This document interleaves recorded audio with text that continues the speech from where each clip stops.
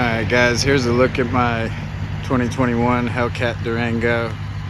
It's only about somewhere between 33 and 3,500 of these made. Got the Destroyer gray, black with redline racing stripes. Originally when I went to pick this thing up, all I knew is it was Destroyer gray. Told my old lady on the way there that I wasn't a big fan of the stripes, but as soon as I seen it, I was pretty stuck. Haven't done much to it since I got it.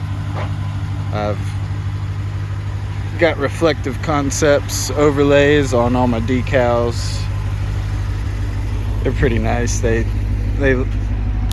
reflective, obviously. You won't really get to see that. Yeah, you can kind of see that here in the sun.